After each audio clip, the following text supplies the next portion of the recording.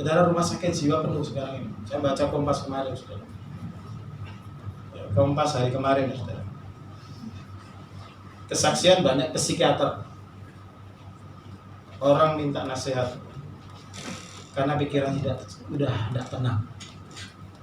Kehilangan uang banyak. Tidak bisa bisnis. Cemas. Tidak bisa tidur akhirnya, saudara. Siapa yang saudara tidak bisa tidur tadi malam? Yang bisa tidur angkat tangan. Oh, puji Tuhan. Jadi saudara tenang, tidak takut. Tapi banyak orang tidak bisa tidur, saudara, karena takut, cemas. Tapi anak-anak Tuhan yang menanti-nantikan Tuhan, ini janji firman Tuhan, akan mendapat kekuatan baru. Amin. Amin. Seperti Raja Wali, seperti pada burung Raja Wali yang naik terbang dengan kekuatan sayap. Menantikan Tuhan itu artinya apa? Dia orang yang intim dengan Tuhan. Orang yang selalu melekat dengan Tuhan. Orang yang selalu fokus kepada Tuhan. Orang yang selalu memandang kepada Tuhan, dekat dengan Tuhan, merasakan kehadiran Tuhan, tidak akan takut. Tapi orang yang imannya pada duit, imannya pada perut, imannya pada situasi kondisi saat ini mereka takut. Kenapa, saudara? Karena ini menyangkut nyawa. Menyangkut nyawa seseorang. Jadi Tuhan sedang menghadapkan kehidupan dan kematian. Penghakiman sedang dimulai. Tapi firman Tuhan katakan anak-anak Tuhan gereja Tuhan ditetapkan untuk menjadi pemenang. Yang mengerti katakan amin. Saudara adalah menaiki kuda putih. Gereja Tuhan. Meterai yang pertama bicara kuda putih itu, saudara, adalah pemenang. Siapa pemenang? Yesus. Dia sudah disembelih pada Paskah, anak domba Paskah. Dia sudah berkorban. Dia sudah menebus dengan nyawanya, membayar dengan lunas. Dan hanya dia yang tahu nasib dunia ini. Nasib dunia ini di tangan Yesus, saudara. Lalu Yesus bilang, sejahtera, naik ke surga. Tarik. Itu terjadi, saudara. Ini sekarang sedang terjadi. Tapi anak-anak Tuhan, gereja yang sungguh-sungguh melekat kepada Tuhan, sekarang ini, saudara, banyak gereja ditutup. Karena memang pertimbangan tadi. Kita gereja juga sedang berdoa melihat eskalasi nanti. Apakah kita tetap akan berkumpul seperti ini, atau nanti kita akan putuskan untuk berdoa di keluarga dengan liturgi yang kita akan berikan. Nanti streaming kita ada semua punya laptop. Tidak tahu nanti kita sudah berdoa. Gereja. Saya tadi ke tetangga gereja Katolik jemaat, mereka tidak ke gereja. Saya kasih tahu, saudara, tidak ada corona aja tidak ke gereja kok. Apalagi ditambah ada corona, oh semakin tidur lelap. Tidak ada corona saja tidak ke gereja. Saudara, sekarang ini sedang yang namanya pemisahan, penantian. Mana yang sungguh-sungguh kepada Tuhan? Atau hanya Kristen yang palsu, tidak sungguh percaya kepada Yesus. Jadi saudara-saudara Tuhan, kalau kita sebagai umat Tuhan, sebagai jemaat Tuhan, kita harus tetap fokus dan bergantung kepada Yesus. Amin, saudara. Dalam segala hal, semakin melekat kepada Tuhan. Amin. Jadi saudara banyak berdoa di rumah, banyak baca Alkitab. Di rumah saudara jangan melamun, nanti ada setan lewat. Ya. Banyak melekat kepada Tuhan, menanti-nantikan Tuhan. Tuhan sedang berbicara saat ini. Tuhan sedang berperkara saat ini. Tuhan sedang menggoncang dunia ini. Seperti Ibrani kita katakan, Bumi ini digoncang, nanti setelah itu langit akan digoncang. Artinya kosmologi Alkitabiah, keyakinan tentang alam semesta Alkitabiah, dunia ini akan berakhir dan diganti dengan bumi yang baru. Kalau postmodern, kalau filsafat dunia, mereka tidak percaya. Semua ada dengan sendirinya. Ada filsafat yang mengatakan, aku berpikir, maka aku ada. Saudara, artinya yang mengagungkan manusia, filsafat manusia. Jadi, saudara, kosmik humanistik mengagungkan manusia. Aku berpikir maka ada. Itu kan tidak ada. Aku ada, dunia ini ada dengan sendirinya kok. Dari tidak ada, evolusi, prosesnya evolusi. Saudara, ini yang terjadi saat ini. Makanya digoncang corona pun belum tentu mereka bertobat. Memang sudah tempatnya makan neraka itu dibuat. Orang yang tidak percaya Yesus, orang yang tidak mengakui Tuhan kebenaran, memang sudah ada tempat. Tapi anak-anak Tuhan, saudara harus tetap semakin stick kepada firman Tuhan. Yang mengerti katakan apa? Dalam pernikahan, dalam pergaulan, dalam bekerja, dalam berbisnis, dalam hubungan apa saja, stick kepada firman Tuhan ini menjadi pegangan. Jangan ngikutin isma dunia, postmodern.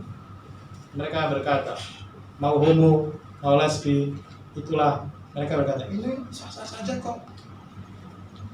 Mau kawin dengan 10 orang, mau dengan banyak orang, sah-sah saja. Itu postmodern, kan tidak ada yang mutlak.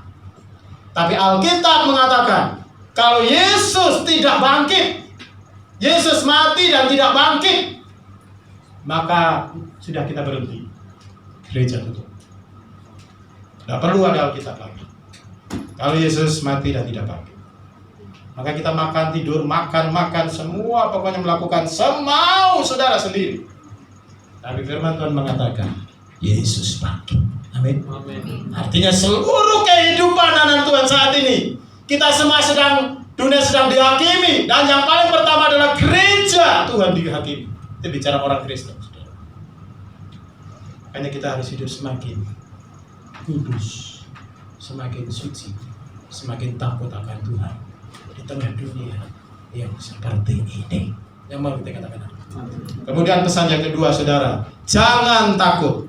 Katakan jangan takut. Jangan. Ya, mari kita lihat, saudara Islam Tuhan, apa yang terjadi pada zaman seperti situasi ketakutan seperti pernah terjadi pada zamannya Musa. Bilangan pasal 21. Saudara. Bilangan pasal 21. Kita lihat ya, apa yang terjadi. Bilangan pasal 21 kita baca ayat 4. Kita baca ayat 4 sampai ayat yang ke-9. Ya, kita akan baca bersama-sama. 1, 2, 3.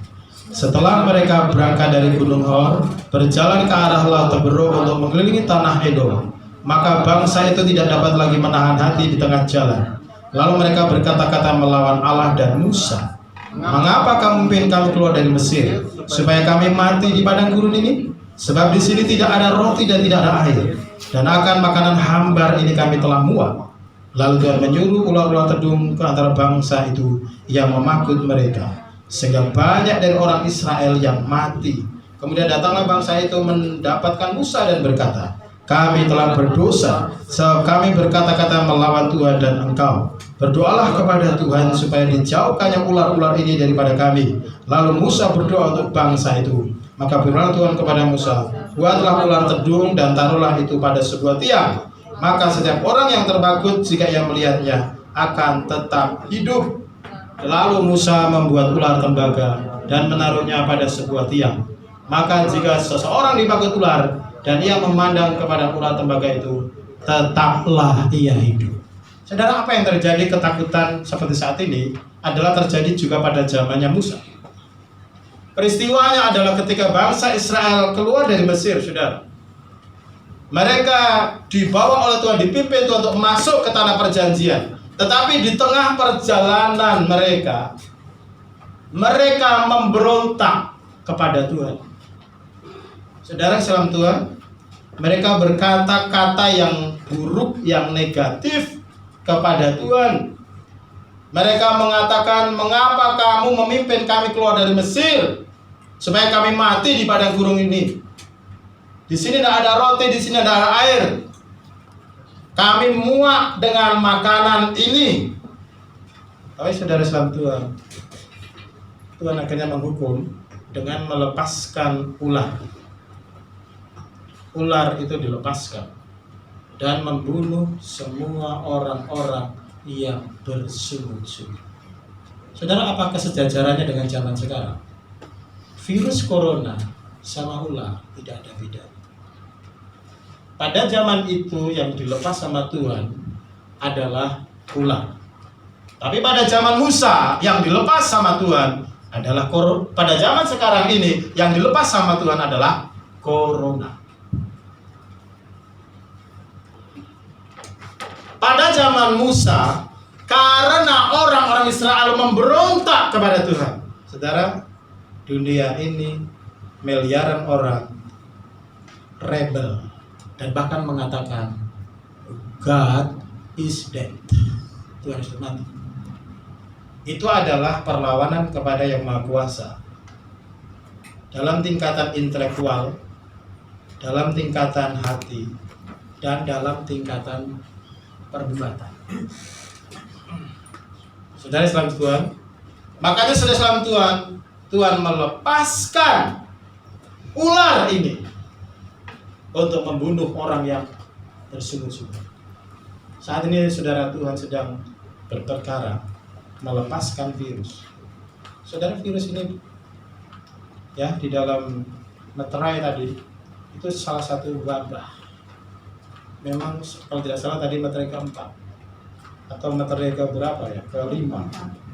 Saudara, itu sampar ya, itu materai keempat, itu sampar, itu adalah penyakit yang menular. Jadi mati satu, mati berikutnya, sampar. Nah sekarang penawarnya bagaimana saudara? Supaya orang bisa sembuh. Pada zaman Musa saudara, mereka bertobat. Mereka minta supaya Musa menolong mereka. Apa petunjuk Tuhan untuk mereka, saudara? Tuhan meminta supaya Musa buat ular serupa ular tedung, patung ular tedung. Dan kemudian ditaruh di tiang. Dan firman Tuhan mengatakan semua orang yang memandang kepada tiang ular ini, ular tedung ini, saudara, mereka akan sembuh. Saudara, apa Alkitab berbicara untuk ayat ini, saudara? Saudara lihat apa yang Yesus katakan di dalam Yohanes pasal 3 tentang kasus ini, ya, tentang kasus Musa ini, saudara. Yohanes pasal yang ketiga ayat 14-15 tentang pemberontakan. Saudara, dunia di mana kita hidup banyak orang sedang memberontak seperti pada zamannya Musa, saudara. Kita lihat ya ayat yang ke-14 dan ayat yang ke-15. Apa yang Yesus katakan kepada gerejanya? Ya, gerejanya. Ya. Kita baca bersama-sama 1, 2, 3. Dan sama seperti Musa meninggikan ular di padang gurun, demikian juga Anak Manusia harus ditinggikan, supaya setiap orang yang percaya kepadanya beroleh hidup yang kekal.